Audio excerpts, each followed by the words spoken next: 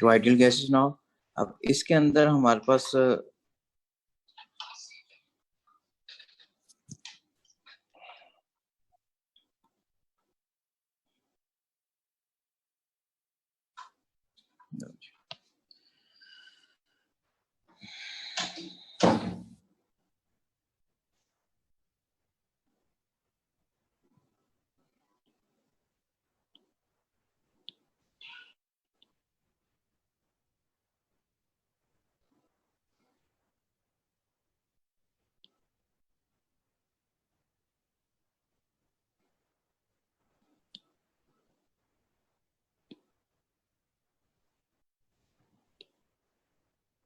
अच्छा, आज हमने यहाँ से स्टार्ट करना है, कल हमने शायद क्वेश्चन कर लिए था जी।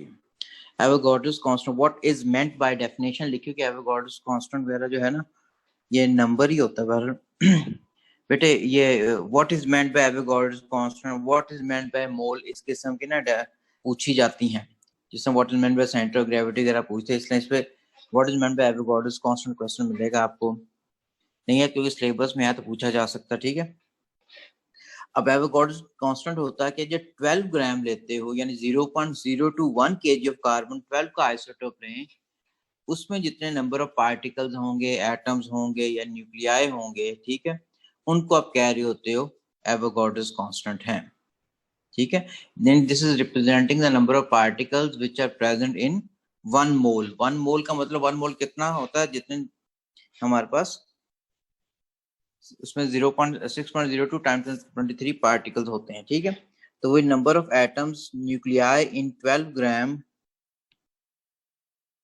लिखना है, केजी में 0.01 KG of carbon 12 isotope, symbol इसका कैपिटल एन और ए सब्सक्रिप्ट में लिखते हो, एन भी कैपिटल है ए भी कैपिटल है। वैल्यू गिवन होती है 6.02 × 23 मोल इनवर्स, ठीक है। लिखा है Avogadro's constant represent number of particle in 1 मोल, किसका 12 ग्राम का मतलब ये 1 मोल ही बनता है, ठीक है ना, ऑफ एनी सब्सटेंस, वैल्यू ये गिवन है, ठीक है।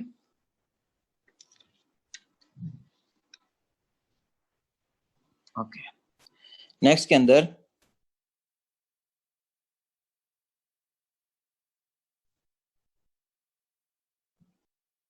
मोल क्या होता है बेटा। Mole is basically number of substances containing same number of particles, atoms या molecule, particle सबसे appropriate word होता है, as their atoms in 0.012 kg of carbon 12 isotope, ठीक है। या नंबर ऑफ पार्टिकल्स या amount of substance, amount of substance का एक नंबर होता है, क्योंकि अगर सिलेबस खोलते हो ना, क्योंकि हमारे पास अमाउंट ऑफ सब्सटेंस जो होती है हमारे पास ये बेस क्वांटिटी है, तो मोल यूनिट किसका बेस क्वांटिटी है, अमाउंट ऑफ सब्सटेंस, उसको स्पेसिफाई करना जरूरी होता है। तो वही लिखा हुआ है यहाँ पे, अमाउंट ऑफ सब्सटेंस का एक नंबर होता है, containing 6.02 times 23 particles is 1 mole actually, ठीक। तो मोल की डेफिनेशन बेटा यहाँ पे ये आती, ये भी पूछी जाती है, what is meant by mole, यानी कि रिप्रेजेंट कर रहा होता है कितने पार्टिकल्स होंगे 12 ग्राम ऑफ कार्बन 12 आइसोटोप के अंदर, ठीक हो गया। उसके बाद बेटे हमारे पास ये क्वेश्चन है एक, which is from past paper ही है।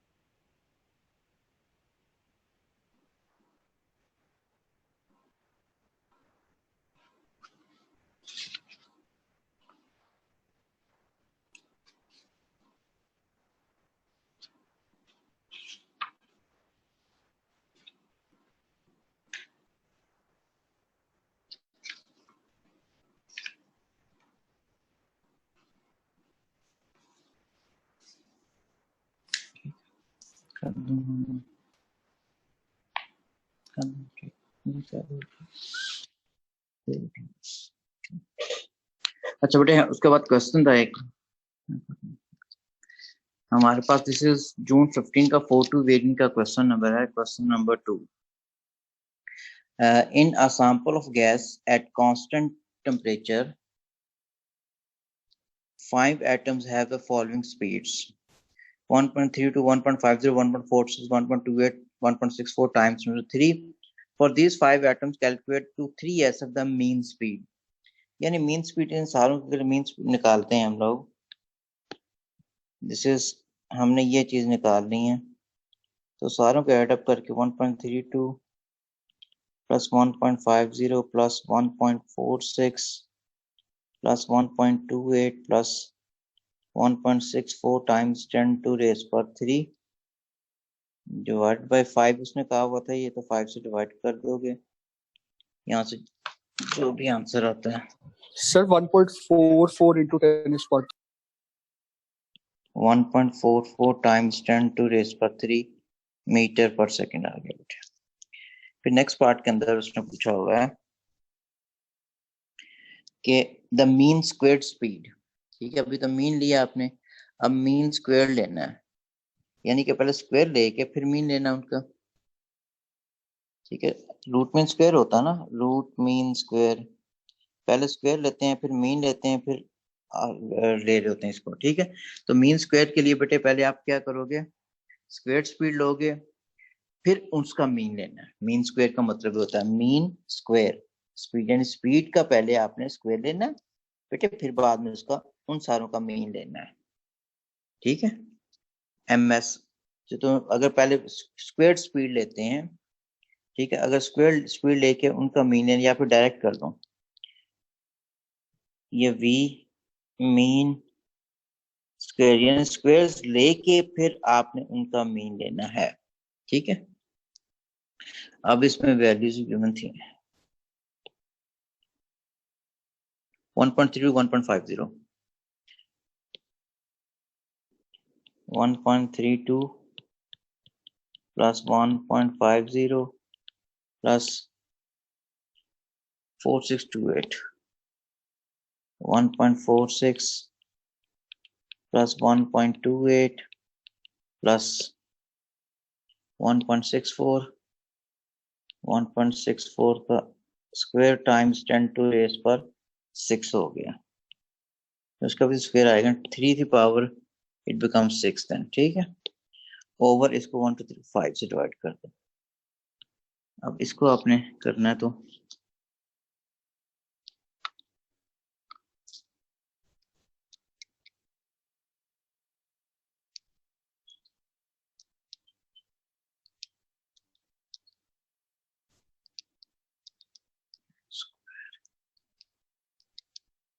The 2.1 into 10 is what, 6?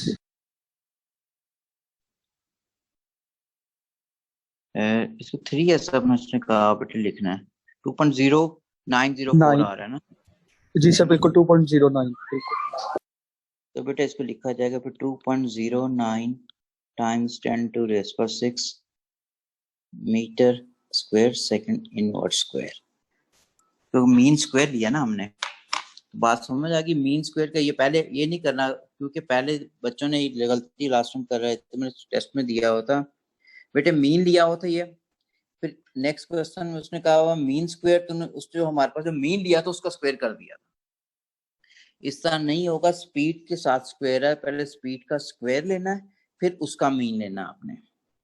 तीसरे में आरएमएस निकालना है, रूट मीन स्क्वायर, इसका मतलब पहले स्क्वायर लेना है फिर उसका मीन लेना है फिर हमने आर रूट ले लेना है। अब मीन स्क्वायर तो ऑलरेडी निकाल चुके हैं हम लोग ये, तो हमने जो आंसर आया उसका हमने क्या करना है, सिंपल आपने स्क्वायर रूट लेना तो हमारे पास आंसर आ जाएगा।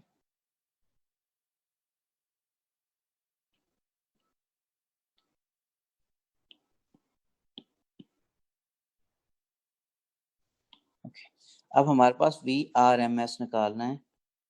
वी आर एम एस क्या है, ये under root of V mean square, यानी 2.09 टाइम्स 10 to raise पर 6 का लेना है, तो इसको फर्दर करते हो सर 1.45 into 10 is what, 1.4458 आ रहा है, तो इसको मतलब 1.45 पे आ जाएगा। 1.45 टाइम्स 10 to raise पर 3 मीटर्स पर सेकेंड। ठीक हो गया, तो ये बेटा हमारे पास कंप्लीट हो गया। नेक्स्ट पे आ गया अब हम ब्राउनियन मोशन के ऊपर। अब ब्राउनियन मोशन हमारे पास होती क्या है बेटे, रॉबर्ट ब्राउन साइंटिस्ट ने जिसने ये मोशन सस्पेंडेड स्मोक पार्टिकल्स की ऑब्जर्व की थी सबसे पहले, और उसी के नाम से ये फेमस है ब्राउनियन मोशन, रॉबर्ट ब्राउन नाम था उसका। ओके, लिखा हो द रैंडम या haphazard motion of particles of fluid. Fluid में पार्ट को क्या क्या चीजें आती हैं, liquid and gases both are termed as fluid, जिसके पार्टिकल रैंडमली मूव करते हैं। The random या haphazard motion of the particles of fluid throughout the available space with constant velocity। अगर कांस्टेंट वेलोसिटी अगर कह दी, इसका सीधे मूव कर रहे होते हैं, कर्व पाथ में मूव नहीं करते, मतलब ये है। ठीक है, कांस्टेंट वेलोसिटी से speed in a straight line लिखा हुआ बिटवीन कोलिजन्स। हाँ, अगर कोलाइड करते हैं फिर पाथ चेंज होगा, यानी कि मॉलिक्यूल सीधा जा रहा है, दूसरा पार्टिकल को आगे हिट किया राइट साइड से, मे बी वो राइट साइड पे लेफ्ट साइड पे मूव करना शुरू कर देते। ठीक है, इसका मतलब, लेकिन वो मूव जब करेगा वो शॉर्ट कॉर्नर बन रहा होगा हमारे पास, वो अब्रप्ट चेंज आ रही होती है, लेकिन वो मूव फिर भी स्ट्रेट लाइन में करेगा, कभी कर्व पाथ में या वेव की तरह मूव नहीं करता उस तरह, कोई डिफाइंड पैटर्न की तरह मूव नहीं करेगा। सर्कल में कोई चीज मूव कर रही है तो डिफाइंड पैटर्न बनना होता है, वेव में या ऑसिलेटरी मोशन होता है, डिफाइंड पैटर्न होता है बेटे। ठीक है, तो वही रैंडम का वर्ड लिख दें। रैंडम हमेशा इरेटिक मोशन को कहते हैं, स्ट्रेट लाइन में जो होती है। haphazard motion of the particles of fluid throughout the available space with constant velocity या speed in a straight line between collisions। ठीक है, अब रैंडम का मतलब क्या है, haphazard या movement is independent of space and time। ठीक है, independent of space and time means particle किसी भी डायरेक्शन में मूव कर सकता है और किसी भी टाइम पे मूव कर सकता है। हम प्रिडिक्ट नहीं कर सकते कि कौन सा पार्टिकल होगा, किस टाइम पे मूव करेगा और किस डायरेक्शन में मूव करेगा। ठीक है, फिर मैंने बताया फ्लूइड किसे कह रहे होते हो, लिक्विड और गैसेस दोनों को फ्लूइड कहते हो। ठीक है, अब बेटे इसका एक एक्सपेरिमेंट, स्मोक सेल एक्सपेरिमेंट, ये क्वेश्चन आया हुआ जून 13 पेपर 2 में, क्वेश्चन नंबर 4 था। मैंने वही कहा ना, पहले ये एएस के सिलेबस में होता था टॉपिक, 16 में A2 के अंदर आ गया हुआ, तो इसलिए ये पेपर 2 का जो रेफरेंस मैंने लिखा हुआ ये वाला, वो उसके अंदर आया था। बाद में पेपर 4 के अंदर 17 के अंदर आ गया हुआ क्वेश्चन नंबर 4। ठीक है, अब स्मोक सेल एक्सपेरिमेंट, ये मैंने वही 100% डायग्राम बनाई हुई है जो इस पेपर में यहाँ पे आई हुई थी। ठीक है, अब बेटे हमने ये ट्रांसपेरेंट स्मोक सेल लिया, this is transparent smoke cell, यानी स्मोक के पार्टिकल इसके अंदर किस तरीके से इंजेक्ट कर दिए हैं। It is strongly illuminated from one side, इस साइड से आप इल्यूमिनेट कर रहे हो इसको, राइट रेज फेंक रहे हो, ये माइक्रोस्कोप शो की हुई है और यहाँ पे एक ऑब्जर्वर है। ठीक है, ऑब्जर्व हम क्या करते हैं, अब ऑपरेटर्स में लिखा smoke particles along with air particles are enclosed in a small transparent cell.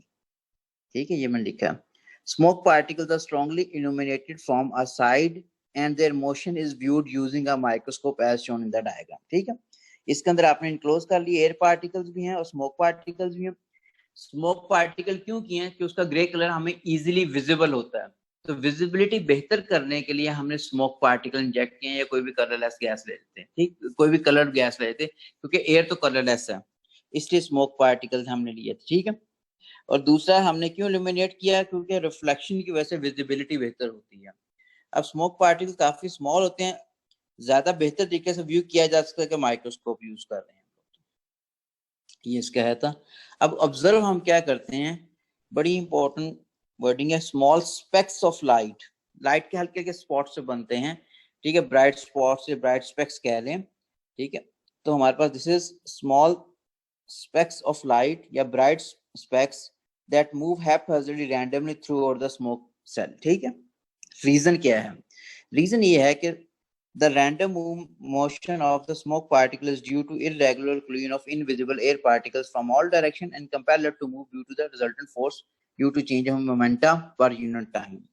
क्या मैं बात कर रहा हूँ बेटा, मैंने ये लिखा है कि अगर एक पार्टिकल इधर मूव करता जा रहा था, ये इधर स्ट्रेट लाइन पाथ में मूव कर रहा था, यहाँ से एक और पार्टिकल इसको आके हिट किया है, ये वाला इसको जाके हिट किया है। ठीक है, अब इसका सपोज अगर मोमेंटम ज्यादा था इससे, तो डेफिनेटली ये इसको एनर्जी ट्रांसफर करेगा, जिसको से इस पाथ में मूव करना शुरू कर देगा। मे बी यहाँ से एक और पार्टिकल इसको आके हिट करे यहाँ से, और इसकी डायरेक्शन ऑफ मोशन चेंज होके वो क्या हो जाए हमारे पास, हो ये वाली हो जाए। फिर कोई और पार्टिकल से आके हिट करता है सपोज यहाँ से, तो इसकी डायरेक्शन ऑफ मोशन क्या होगी, ये वाली। तो ये पाथ चेंज हो रहा है वो किस वजह से हो रहा है, वो random collision of invisible air particles हो रहा है from all directions. From all direction, ये पार्टिकल अगर मैंने यहाँ पे इस डायरेक्शन में मूव किया, लाजमी सिर्फ एक पार्टिकल में भी का पार्टिकल यहाँ से भी आके हिट किया और यहाँ से भी, सारों का रिजल्टेंट की वजह से इस डायरेक्शन में मूव कर जाएगी। ठीक है, तो हमारे पास जो पार्टिकल मूव कर रहे हैं वो रिजल्टेंट फोर्स की डायरेक्शन में मूव करता है, क्योंकि पार्टिकल तो काफी ज्यादा है उसके अंदर। ठीक है, वो सारे एक दूसरे को कोलाइड करते हैं और फिर उनकी वजह से जो रिजल्टेंट फोर्स आती है उस डायरेक्शन में मूव कर रहा होता है। फिर फोर्स को मैंने डिफाइन कर दिया कि momentum per unit time force ही होती है। ठीक है, यहां से आपने रिजल्ट्स क्या निकाल लिए, कंक्लूजन क्या निकल गया बेटे, random motion of smoke particles show that the air और all gas particles also move randomly. Smoke particles क्या, वो भी एयर ही है ना, हमारे पास गैस के पार्टिकल्स ही हैं वो भी।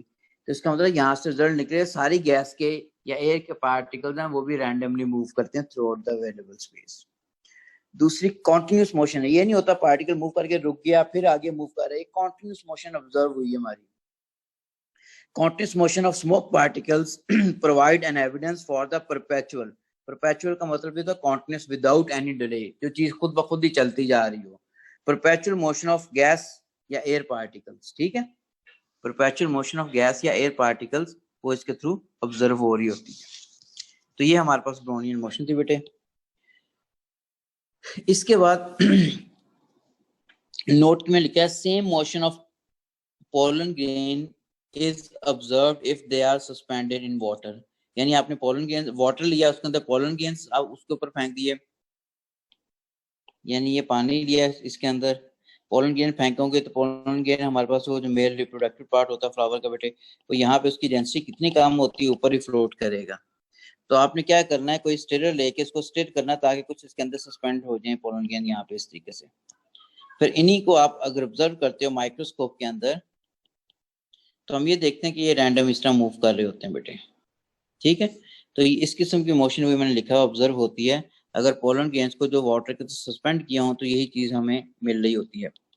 अब वही चीज बेटे यहाँ पे अगर आप देखते हो वही लिखा मैंने, same motion of pollen grain is observed if they are suspended in water, this signifies that water or all liquid particles also follow the perpetual random motion perpetual continuous random मतलब independent of space and time। ठीक है, अच्छा अब brownie motion के diagram जो है जो बनती है पेपर में था पूछी भी हुई थी उसने बेटे आपने, ये हमारे पास स्ट्रेट लाइन होगी एक, यहाँ से पार्टिकल आगे हिट किया सपोज यहाँ पे चला गया, यहाँ हिट किया यहाँ पे आ गया, फिर यहाँ पे ये वाला, कोई डिफाइंड पैटर्न नहीं आना चाहिए इस तरह। अब आपने अगर बनानी है तो स्ट्रेट लाइंस होनी जरूरी होती है बेटे, जिसमें अब्रप्ट चेंज ऑफ पाथ आ रहा हो। ठीक है, अब वही चीज मैंने यहाँ पे कवर करने की कोशिश की थी। अब बेटे लिखा हुआ मार्किंग की जो पॉइंट्स जो आए थे वो लिखा हुआ straight lines with an straight lines of variable lengths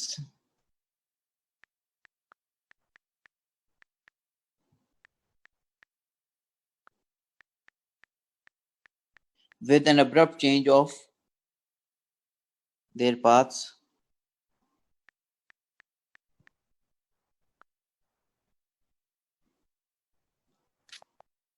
ठीक है, यानी शार्प कॉर्नर्स बनने चाहिए। दूसरा arrow head on the lines to show the direction of motion of any at any time. तीसरा at least one path one line must be cut to show pure randomness, तो कोई एक को cut करना necessary होता है। ठीक है, तो आपके पास ये आपको कोई ऑर्डर नहीं आना, क्रोनोलॉजिकल ऑर्डर से कह रहे होते हैं। ठीक है, उसके बाद बेटा पास्ट पेपर्स के क्वेश्चन थे, do practice this question for the clarity of concept, बाद मैंने आपको वर्कशीट के अंदर भी डाल के भेज दिया हूं। ठीक है, ये चैप्टर खत्म हो गया। अगला चैप्टर स्टार्ट कर दूं या वर्कशीट में करवा दूं, अब आप लोगों ने बताना। सर वर्कशीट करा दें। वर्कशीट खुद की है पहले सर सुबह तो भेजी थी आपने, हमने कहाँ से करनी थी। फिर मेरे हाल में कर लो तो फिर मैं करवा दूं, तो मैंने करवाने को मैं करवा दूंगा बेटे अभी, लेकिन चैप्टर सारा कवर हो गया, मैंने भेज दिया वो आपको। तो अगर उसके अंदर क्वेश्चन भी जो जो थोड़े बहुत मैंने करवाए हुए हैं लाजमी पहले एक खुद ट्राई कर लो, फिर मैं करवा दूं तो बेहतर होगा। ठीक है सर, नया चैप्टर शुरू करा दें। चलो सर एक चीज पूछनी थी। सर वो जो आपने एंड पे लिखा हुआ था कि वाटर भी ब्राउनियन मोशन की तरह करता है, तो इस केस में आप कह रहे हैं कि वाटर भी उसी तरह का एक्ट प्ले करता है जैसे कि स्मोक करता है एयर को चेक करने के लिए? जिस तरह स्मोक करता है एयर पार्टिकल्स की मोशन को स्टडी करने के लिए, इस तरह पोलन ग्रेन्स करते हैं वाटर की मूवमेंट को चेक करने के। ओके, पोलन ग्रेन्स करते हैं वाटर की मोशन। पोलन गेन करते हैं। पोलन गेन को अगर कॉन्टिन्यूस रैंडमली मूव कर रहे होते हैं, हम पे कहते हैं वो इसलिए कॉन्स्टेंटली रैंडमली मूव कर रहे हैं क्योंकि एयर वाटर पार्टिकल्स उसको आके कोलाइड कर रहे हैं इस तरह। तो वाटर के मॉलिक्यूल्स का भी ये बिहेवियर होगा कि वो भी परपेचुअली रैंडम मोशन को उनमें भी ऑब्जर्व होती है। और एयर पार्टिकल्स, वो सॉरी सर, स्मोक पार्टिकल्स भी रैंडमली मूव करे, इसका मतलब गैस पार्टिकल्स भी जो है वो भी रैंडमली मूव करवा रहे हैं।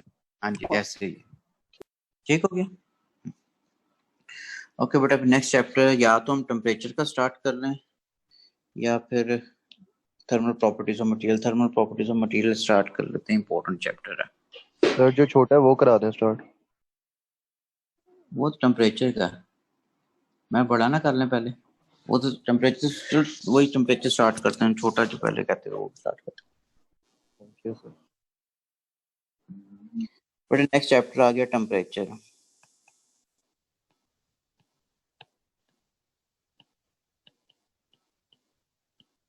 क्वेश्चन बेटे ओ लेवल जैसे क्वेश्चन की फ्रीक्वेंसीज में बहुत ही कम होती है। अच्छा, अब टेम्परेचर हमारे पास क्योंकि बेस क्वांटिटी आती है, अब टेम्परेचर को हम डिफाइन किस तरह कर रहे होते हैं।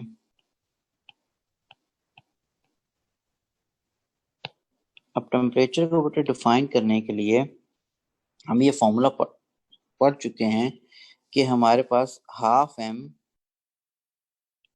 c square is equal to 3/2 kT के बराबर है। अब ये वाली चीज क्या रिप्रेजेंट कर रही, this is average kinetic energy है बेटे। 3/2 k तो कांस्टेंट होता है। ये क्या हो गया, टेम्परेचर। तो इसका मतलब टेम्परेचर को डिफाइन करूं किस पर डिपेंडेंट हो गया, एवरेज काइनेटिक एनर्जी।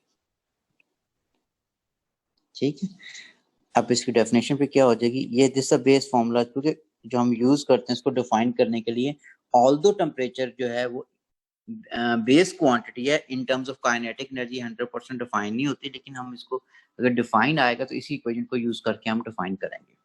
तो हम कहेंगे it is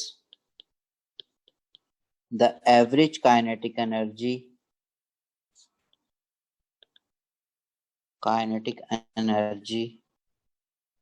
of particles of matter.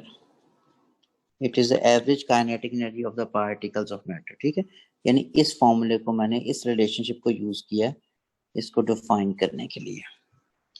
इसका मतलब हमारे पास अगर पार्टिकल्स की काइनेटिक एनर्जी होगी और total number of particles given होंगे तो वहां से हम टेम्परेचर डिटरमिन कर सकते हैं। ठीक है, यूनिट्स इसके जो होंगे, ये फिजिकल सिग्निफिकेंस इसकी स्केलर ही है। यूनिट्स हम जो यूज करते हैं, दिस इज केल्विन, कैपिटल के विदाउट एनी डिग्री, या इसके अलावा भी सेंटीग्रेड या सेल्सियस वो भी यूज होता है, फ़ारेनहाइट भी यूज होता है, लेकिन वो हम करते ही नहीं है, सिलेबस में है नहीं कि ना ओ लेवल में इतना यहाँ पे। ठीक है, अब हमारे पास रिलेशनशिप पे बाद में आता है। ठीक, यहाँ तक क्लियर हो गया। अच्छा, उसके बाद बेटे हमारे पास ये तो हो गया, इसकी सिग्निफिकेंस क्या होती है बेटे। टेम्परेचर डिफरेंस अगर होगा तो हीट फ्लो करती है। It determines the direction of flow of heat, यानी कि हॉट एंड से कोल्ड एंड पे हमेशा हीट ट्रांसफर होती है। ठीक है, यानी it determines the direction of flow of heat, that is from hot end to cold end. ठीक है, ये हमारे पास इसकी सिग्निफिकेंस होगी। टेम्परेचर जिसका ज्यादा होगा इसका, लेकिन अब अगर आता व्हाट इज डिफाइंड टेम्परेचर, ये अगर आता क्योंकि है, तो वहां पे ये नहीं लिख देना कि हमारा it is a degree of hotness and coldness. पहली चीज, डिग्री ऑफ कोल्डनेस कोई चीज नहीं है फिजिक्स में। वो कई बुक में ओ लेवल में फिजिक्स या मैटर में लिखा होता है डिग्री ऑफ कोल्डनेस, वो गलत था बेटे। 0 केल्विन के ऊपर हमारे पास सिर्फ जो है कोई डिग्री नहीं, कोई चीज डिफाइन नहीं हो सकती, हम कह चुके हैं। लेकिन हमारे पास 0 डिग्री सेंटीग्रेड में पार्टिकल्स की, आइस है, आइस सॉलिड है, सॉलिड के पार्टिकल वाइब्रेट कर रहे हैं, तो उनके पास इसका मतलब काइनेटिक एनर्जी है। ठीक है, तो सॉलिड लिक्विड गैस कोई स्टेट ले लो, उसमें सॉलिड में पार्टिकल वाइब्रेट करते हैं, लिक्विड में रैंडम मोशन होती है, गैसेस में भी रैंडम मोशन होती है विद हाई स्पीड। ठीक है, इसका मतलब किसी वहां पे 0 डिग्री सेंटीग्रेड पे भी हमारे पास उनके पास उनका टेम्परेचर डिफाइन हो रहा होता है। ठीक है, उनकी काइनेटिक एनर्जी डिफाइन हो रही होती है। तो ये कहना degree of hotness and coldness, degree of coldness कोई चीज है ही को नहीं है, हमेशा डिग्री ऑफ हॉटनेस होती है। 0 डिग्री सेंटीग्रेड पे भी डिग्री ऑफ हॉटनेस आ रही है। ठीक है, अच्छा, तो ये तो पहली लर्निंग आउटकम थी टेम्परेचर। टेम्परेचर के बाद सेकंड लर्निंग आउटकम आती है heat. Although form of energy है, इसको अगर हम डिफाइन करें तो हमारे पास हम कहते हैं this is the total kinetic energy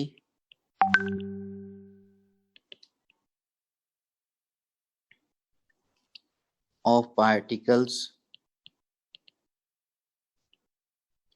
of matter. ठीक है, टोटल काइनेटिक जो particle matter is basically heat.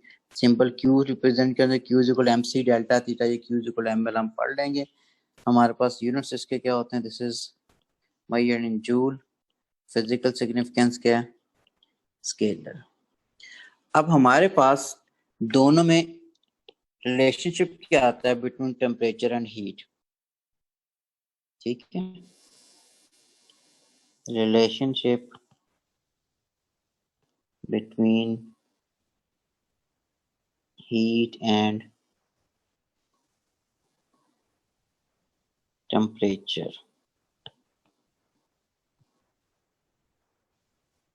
अच्छा बेटे, मैंने लिखा एवरेज काइनेटिक एनर्जी किसके बराबर होती, total kinetic energy over number of particles.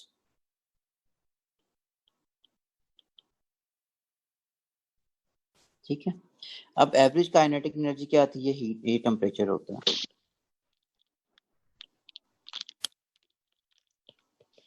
Total kinetic energy किसके बराबर आ रहा है, this is Ali Ibrahim, mike please बंद कर दो बेटे। दूसरा हमारे पास टोटल काइनेटिक एनर्जी हमारे पास आ रही है, this is heat energy over number of particles. ठीक है, कैपिटल एन से रिप्रेजेंट कर, अगर 1 मोल होगा इसके अंदर तो एन ए से रिप्रेजेंट हो जाएगा। ठीक है, अच्छा, अब इसका मतलब है आप हीट प्रोवाइड करते हो, अगर किसी जगह पे नंबर और स्ट्रेंथ ऑफ पार्टिकल ज्यादा होगी तो टेम्परेचर का जो राइज हो रहा होगा बहुत ही कम होगा। ठीक है, यानी ये मैं कह रहा हूं, अगर हीट की वैल्यू कांस्टेंट है, कांस्टेंट हीट प्रोवाइड कर रहे हो, कांस्टेंट हीट का मतलब ये हमारे पास पानी लिया ये वाला और पानी ही लिया बेटे ये वाला।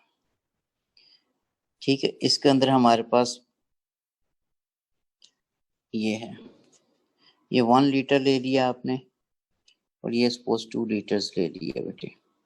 आप जो हीट प्रोवाइड कर रहे हो इन दोनों को, दैट इज सेम, ये फ्लेम शो कर रहा हूं मैं, Q1 equals to Q2, Q1 equals to Q2। अब राइज ऑफ टेम्परेचर हमारे पास क्या होगा, किसका हमारे पास किसका ज्यादा होगा, इसमें राइज ऑफ टेम्परेचर जो हो रहा है हमारे पास डेल्टा थीटा 1 ले लिया बेटे, इसका डेल्टा थीटा 2 हो रहा है। अब जिसका नंबर ऑफ पार्टिकल ज्यादा है, 2 लीटर का मतलब नंबर ऑफ पार्टिकल ज्यादा है, उसमें टेम्परेचर राइज क्या होना है, बहुत ही कम होना है। ठीक है, तो इसका मतलब चेंज ऑफ टेम्परेचर अगर मैं देखूं हमारे पास वो 2 का कम होगा, थीटा 2 की वैल्यू क्या है, कम होगी एज कम्पेयर टू थीटा 1। तो इसका मतलब हमारे पास डेल्टा थीटा 2 की वैल्यू बेटे वो कम होगी डेल्टा थीटा 1। ठीक है, due to difference of two different number of particles. अगर हमारे पास किसी चीज का टेम्परेचर इंक्रीज करना है, ठीक है, अगर चाय बनानी बेटे हमारे पास, अगर वॉल्यूम पार्टिकल्स कम लोगे तो जल्दी वो बन जाएगी, जल्दी टेम्परेचर इंक्रीज कर देगा 25 से 100 तक। ऑन दी अदर हैंड अगर आपने ज्यादा अगर लिया, हमारे पास पानी ही लिया हो उसके अंदर भी, या दूध ही लिया हुआ है, ज्यादा होगा तो बेटे उतनी ही हीट प्रोवाइड कर रहे हो तो हमारे पास टेम्परेचर इतना इंक्रीज नहीं करेगा। ठीक है, तो हमारे पास जो इंक्रीज ऑफ टेम्परेचर होता है, it is also depending upon the nature of material पे भी डिपेंडेंट होती है, जिसे आप स्पेसिफिक हीट कैपेसिटी कह रहे हो, कहते हो। लेकिन मैंने यहाँ पे दोनों केस में पानी लिया बेटे, तो उसमें स्पेसिफिक हीट कैपेसिटी की डिपेंडेंसी मेरी रह ही नहीं गई। यहाँ पे मैंने वाटर लिया और यहाँ पे मैंने क्या वाटर ही लिया, एक में 1 लीटर एक में 2 लीटर है, जिसका ज्यादा हमारे पास वॉल्यूम है, इसमें ज्यादा नंबर ऑफ पार्टिकल्स हैं, सेम हीट प्रोवाइड करो तो टेम्परेचर राइज किस में होगा, वो पहले वाले में जल्दी हो जाएगा, जिसका नंबर ऑफ पार्टिकल्स कम होंगे। ठीक हो गया। अच्छा, अब हीट एनर्जी अगर आप गिवन है और उसने कह दिया कि 1 मोल होगा किसी चीज का, तो 1 मोल में number of particles Avogadro's constant के बराबर लेते हो, डिवाइड करोगे तो टेम्परेचर की वैल्यू आ जाएगी। So this is the main relation which we use in order to get heat energy or temperature if someone is given, anything is given to us from this one। अच्छा, इसके बाद बेटे हमारे पास आता है थर्मल इक्विलिब्रियम। थर्मल इक्विलिब्रियम 2011 में इसका question था, what is meant by thermal equilibrium. यानी two objects are said to be in thermal equilibrium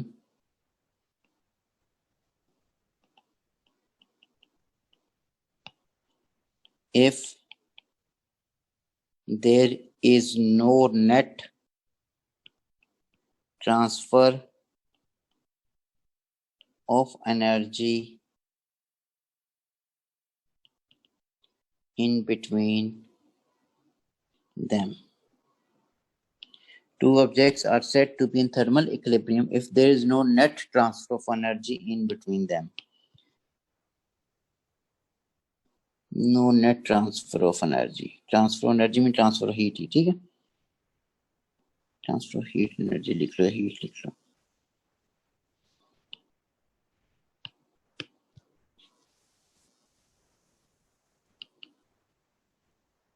energy, ठीक है।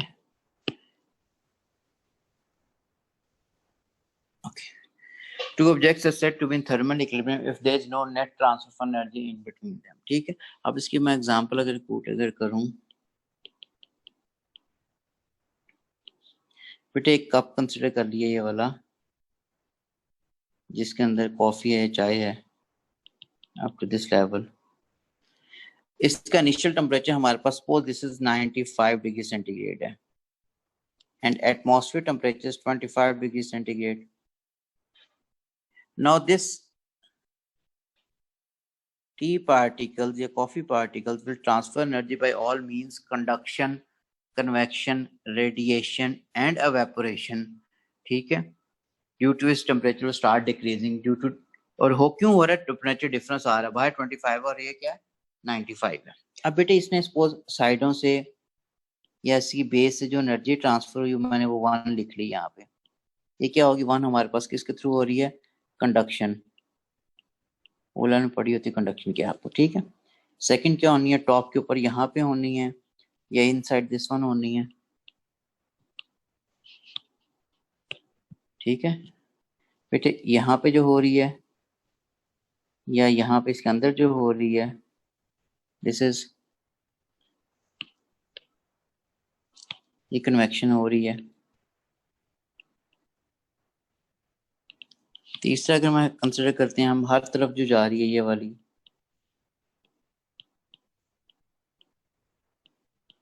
This is radiation.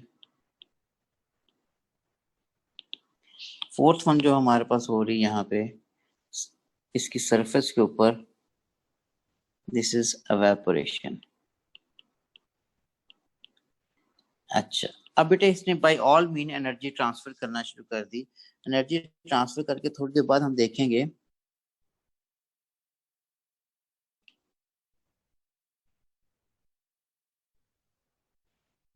तो बड़ा भी बन गया, तो वही चीज है यार, थोड़ा सा वॉल्यूम कम हो चुका होगा, एवेपोरेशन से पार्टिकल्स निकल जाते हैं। अब बेटे इसका टेम्परेचर क्या डिक्रीज करके मैं सपोज कर रहा हूँ 25 डिग्री सेंटीग्रेड हो गया। इसने जो एटमॉस्फेयर को एनर्जी ट्रांसफर की है उसमें एटमॉस्फेयर का टेम्परेचर कुछ सिग्निफिकेंट हद तक इंक्रीज नहीं करेगा, मे बी 25.1 हो जाए और हमारे पास 25.05 हो जाए, वो इतना कम वेरिएशन आएगी जो कि निग्लिजिबल है अगर हम उसको विदाउट एनी डेसिमल प्लेस लिखते हैं। तो क्यों हमारे पास टेम्परेचर राइज नहीं करेगा?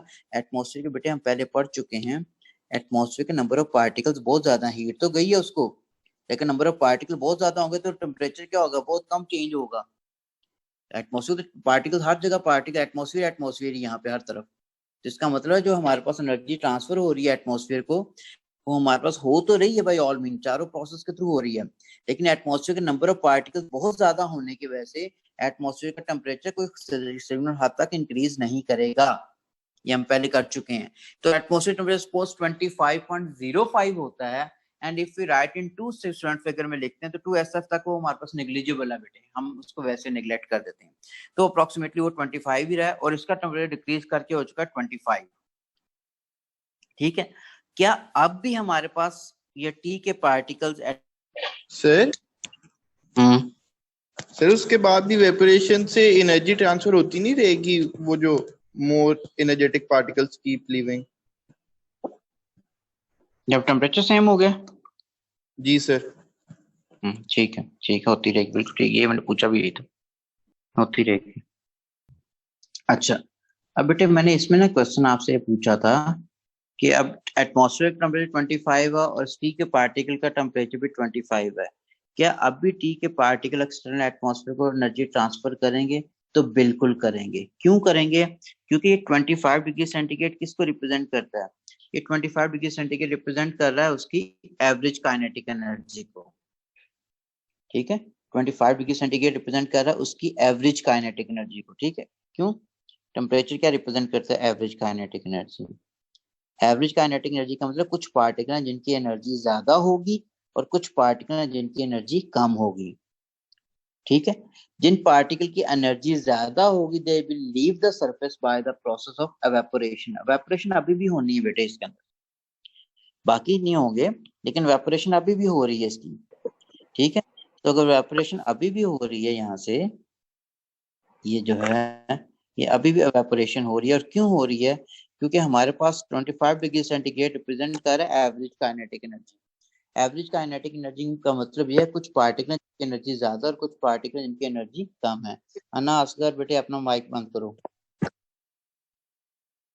ठीक है, तो हमारे पास कुछ पार्टिकल हैं जिनकी एनर्जी बेटे ज्यादा और कुछ पार्टिकल हैं जिनकी एनर्जी कम है। एवरेज का मतलब यही होता है, और जिन पार्टिकल की एनर्जी इसका मतलब ज्यादा है they will leave the surface by the process of evaporation. अभी भी होगी।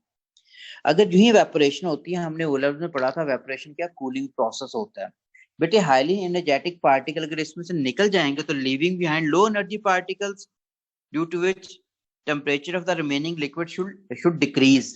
तो इसका टेम्परेचर 25 से डिक्रीज करके मे बी 24 होना चाहिए।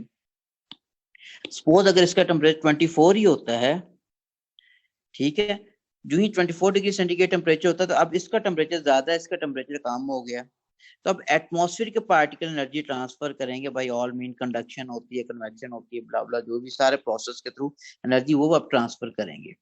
ठीक है, तो इसका मतलब है जितनी हीट लूज की थी इसने, जितनी हीट लूज की है, सपोज वो Q1 हीट लूज की है बाय मींस ऑफ एवापोरेशन, उतनी हीट इसने गेन भी करनी है ताकि हमारे पास टेम्परेचर सेम रह सके। ये Q2 है।